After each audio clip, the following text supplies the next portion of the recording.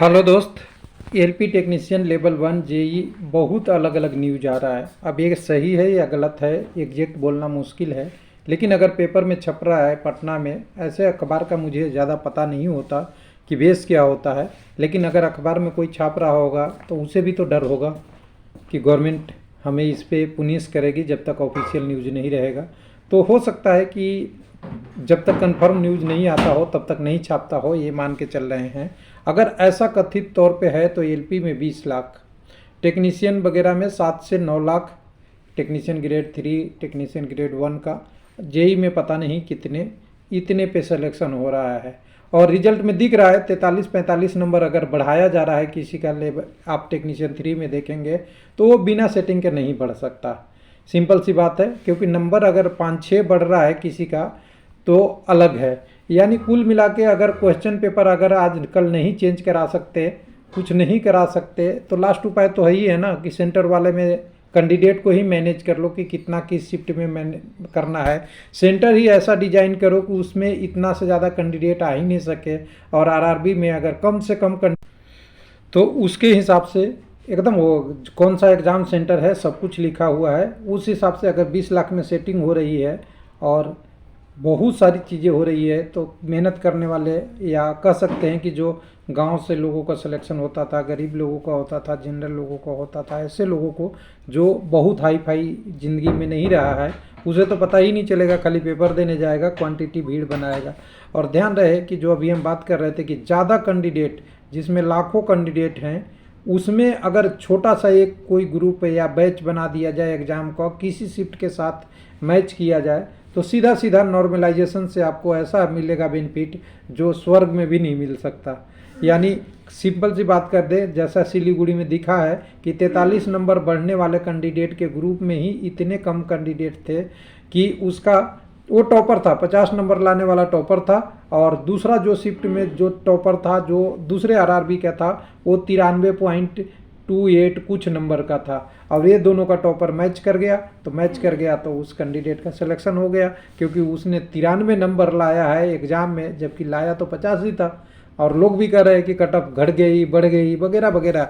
तो कुल मिला के अगर देखेंगे कि इस बार वैकेंसी में एलपी टेक्नीशियन जेई का तो ज़्यादा डाटा नहीं आया है, लेकिन कुल मिला के पहले हम सुना करते थे कि अखबारों में छपती है, वो हमें प्रैक्टिकल डाटा से दिख रहा है, कुछ ना कुछ तो हो रहा है। जो इतनी कम सीटों में कैसे कैसे निकल जा रहा है, सीटें कम हो रही है, वो दिख रहा है। अब दूसरा एक अपडेट आया है, लोगों ने लेवल 1 के बारे में, आईटीआई के बारे में बात किया है कि आईटीआई में हाई कोर्ट में सुनवाई थी, जिसमें कुछ न कुछ बातें बढ़ी है। हालांकि बढ़ी है, आईटीआई भी हो गया और सिलेबस नहीं बदलेगा तो आईटीआई वाले को जॉब मिलना, यानी रियल आईटीआई बोले तो रियल आईटीआई जो पढ़ाई 2 साल करके 1 साल करके कोर्स किया है उसको मिलना मुश्किल अभी भी है। क्योंकि अगर सिलेबस हो गया तो हमने एग्जाम्पल देख लिया टेक्नीशियन 3 में, हालांकि ज़्यादा पोस्ट रहेगा तो इतना अलग कंडीशन नहीं मिलेगा, लेकिन टेक्नीशियन 3 में जब आईटीआई तो था, लेकिन आईटीआई का कोई ABCD भी सिलेबस में नहीं था।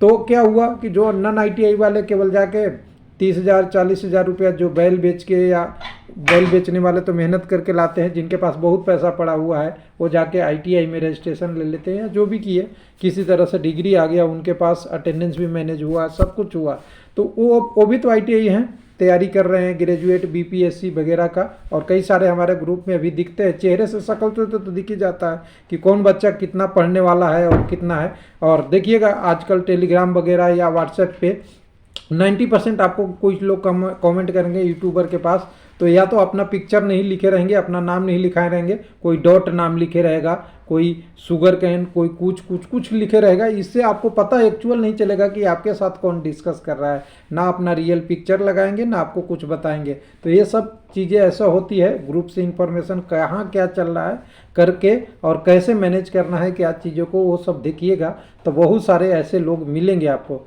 मेहनती होते हैं, लेकिन मेहनत पे हम सस्पेंस नहीं करते कि वो नाम बदल लेते हैं, लेकिन अपनी आइडेंटिटी छुपा के पब्लिक में बात करना थोड़ा सा एक अनकंफर्टेबल होता है दूसरों के लिए। आपके लिए आपका डिसीजन है, आप क्या करते हैं वो अलग बात है, वो आपका डिसीजन है, आपका अधिकार है, वो आपकी है। लेकिन अगर आप किसी से क्वेश्चन पूछ रहे हैं अगर इस तरीके से, तो दूसरे को पता ही नहीं चलता कि मैं जवाब ही को दे रहा हूँ, सी को दे रहा हूँ, मैन को दे रहा हूँ, एप्पल को दे रहा हूँ, किसको दे रहा हूँ। क्योंकि वो डॉट लिख के भेज दिया। आप क्या समझेंगे कि कौन है, क्या है, पिक्चर क्या है, तो पिक्चर में दिखेगा बैल का पिक्चर लगा हुआ है, तो बैल का हम जवाब दे रहे हैं। कुछ भी हो सकता है, छोड़िए। लेकिन अभी बहुत सारी चीज़ें हैं कि आप यहाँ पे पूरा देखेंगे कि सारी कंडीशन में आईटीआई वाला का जो लोग बात कर रहे हैं यहाँ पे, पहले तो 20 लाख दे के पेपर लेना ये बहुत मुश्किल है जो नॉर्मल कैंडिडेट का सिलेक्शन होगा।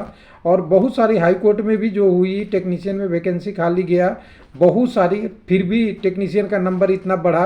बहुत लोगों ने देखिए कहाँ से कौन से फॉरवर्ड करते, देखिए रेलवे अड्डा से कोई करके यहाँ फॉरवर्ड किया है, कहाँ से इनके पास इन्फॉर्मेशन आता मुझे नहीं पता। लेकिन तो यहाँ पे जो सुनाया गया वो आरबी नंबर बाद आने की बात है। तो देखिए रेलवे कुछ भी करेगा, देखिए अल्टीमेटली हर विद्यार्थी को जॉब चाहिए, जो बीटेक करके भी आईटीआई किया है उसको भी, एमआई करके किया है उसको भी, पीएचडी करके किया है उसको भी, और 10th क्लास वाला है वो भी, और आईटीआई वाले को भी।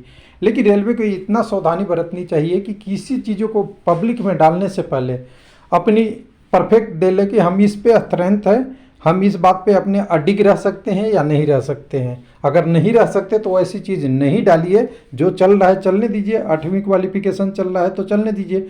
पब्लिक में होता क्या है, आपको फॉलो करता है, सारे लोग फॉलो करते हुए देखता है रेलवे की चीज़ें कि रेलवे में क्या हो रहा है। रेलवे आगे बता दे कि एलपी में आईटीआई ख़त्म हो जाएगा, आपको लगता होगा कि आईटीआई के फेवर में बात कर रहा हूँ मैं, कह दे कि एलपी में रेलवे एक दिन लिख दे कि आईटीआई ख़त्म हो जाएगा, और जब नोटिफिकेशन आए तो फिर से कह दे कि नहीं आईटीआई ज़रूरी है, तो फिर डिप्लोमा डिग्री वाले नहीं उसको विरोध करेंगे, करेंगे एकदम बिल्कुल सीधे करेंगे, कहेंगे कि फिर आपने लिखा क्यों था नोटिस। यही बात हुआ है लेवल 1 में, पहले 4-5-6 सालों से इनको घुमाते रहे। 2018 का हुआ तो 2018 में आ गई, फिर बाद में बदल दिए कि चलो इतना कम समय में कोई तैयारी नहीं कर सकता।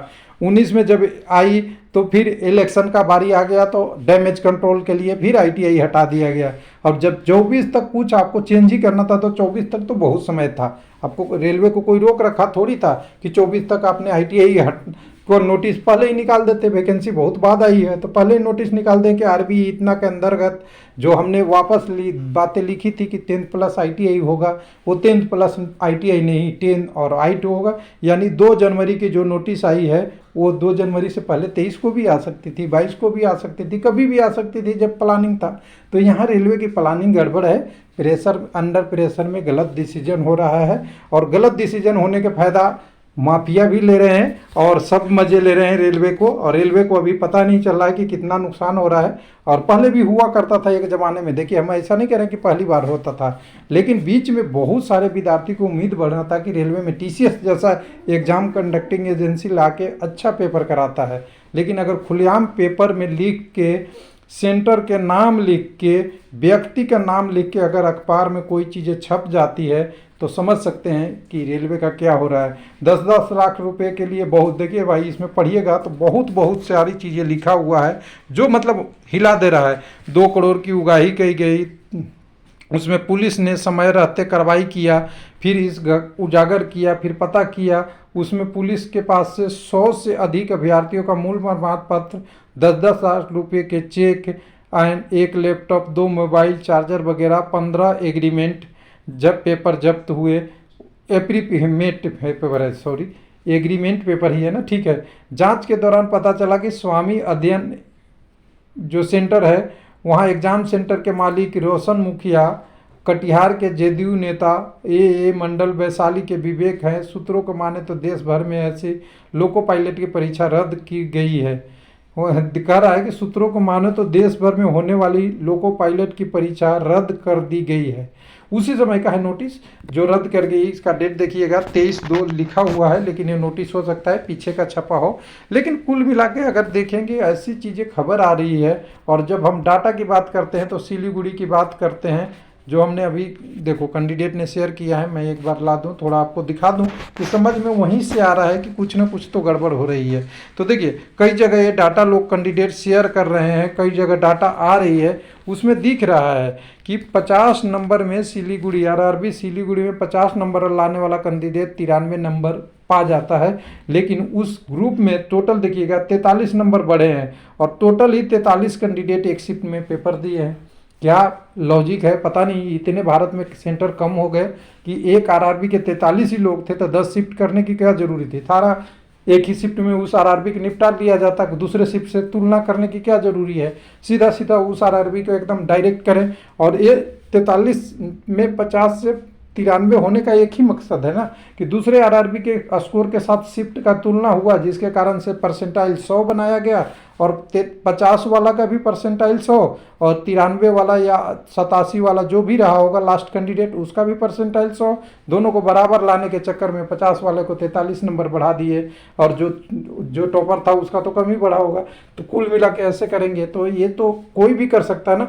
हर आरआरबी में मैं कर रहता हूँ, हर आरआरबी में कोई भी आप ले लीजिए, कोई भी आरआरबी में, 1 मिनट, कहाँ कैंडिडेट हो गया आपका मीडिया, तो कोई भी आरआरबी में आप एक ऐसा कर लीजिए, कंडीशन ऐसा बना दीजिए कि कोई आरआरबी में कम से कम कैंडिडेट रखिए, एक में ज़्यादा से ज़्यादा रखिए, तो कम वाला में कैंडिडेट को बेनिफिट होगा, श्योर सा बेनिफिट होगा। हालांकि परसेंटाइल रेंज 0 से 100 के बीच में होता है, लेकिन ये नहीं बताता कि 0 से 100 के बीच में 1 करोड़ लोगों को बांटेंगे तो क्या होगा, 0.00001 का कम होते जाएगा या बढ़ते जाएगा।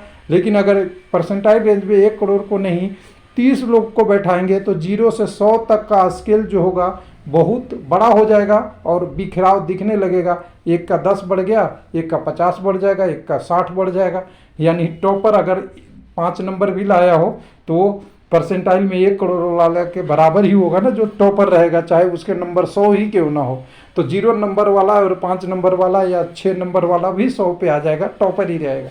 क्या कंपटीशन है, क्या नॉर्मलाइजेशन है, क्या सिलेक्शन है, वो सारा दिख रहा है। तो कुल मिला के देखिए विद्यार्थी का अभी बहुत कंडीशन ख़राब चल रहा है। एक तो जॉब नहीं आया है, जॉब आया तो सही से सिलेक्शन नहीं हो रहा है, डिसीजन सही नहीं हो रहा है। आईटीआई में अगर कहते हैं कि आईटीआई के नाम पे टेक्नीशियन 3 का पेपर लिया जा रहा है, टेक्निकल सिलेबस नहीं है। एलपी में टेक्निकल सिलेबस पार्ट बी में जाके है, वो भी क्वालिफाई नेचर है, उससे मेरिट में कोई लेना देना नहीं। जेई में सिलेबस है जिसका मेरिट में लेना है। बाकी जितने सारे एग्जाम है केवल फर्जीवाड़ा है लग रहा है। कुल मिला के फर्जीवाड़ा क्या कि जेन्युइन कैंडिडेट का सिलेक्शन नहीं करना है। बाकी इधर उधर की बातें होते रहेगी, लेकिन टेक्निकली जो टेक्निकल पेपर है, टेक्निकल सिलेबस, अगर गवर्नमेंट को लगती है कि नॉन टेक्निकल की और भर्ती है तो नया नोटिफिकेशन जारी किया जा सकता है, नया पेपर दिया जा सकता है। लेकिन टेक्निकल जो चलते आ रहे हैं, टेक्निकल के नाम पे नॉन टेक्निकल को लेना सिलेक्शन सही नहीं है। थैंक यू, धन्यवाद।